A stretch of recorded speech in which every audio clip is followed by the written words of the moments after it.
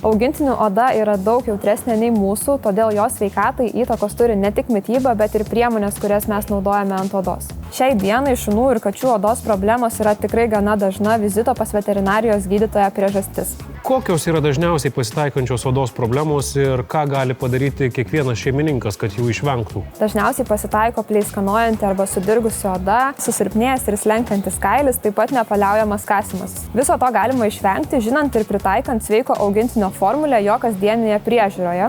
Ši formulė susideda iš 80% subalansuotos mitybos ir 20% priežiūros. Gali būti, jo gyvūnas yra alergiškas grūdams, kas gali pasireikšti ne tik pleiskanojančia ir niešinčia oda, bet ir skrandžio skausmais su jautrėjusia virškinimo sistema.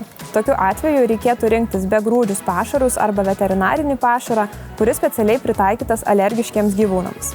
Kadangi kailio priežiūros priemonės prasiskverbia pro augintinio odą vos per kelias sekundės, labai svarbu atkreipti dėmesį į jų natūralumą.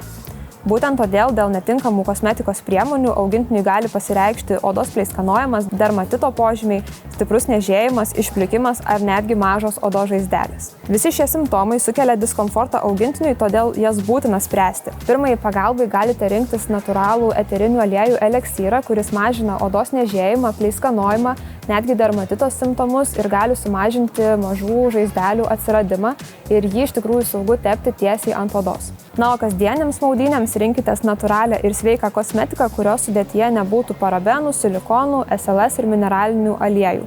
Šie cheminiai ingredientai sukuria barjerą ant odos paviršiaus ir gali užkimšti poras. Tai gali sutrikdyti natūrales jūsų augintinio odos funkcijas ir sukelti odos problemų. Rinkitės tokias priemonės, kurios sudėtyje turi keratino ir kviečių baltymų, nes jos užtikrins kailio žvilgesį bei suteiks odai gerą apsauginį barjerą.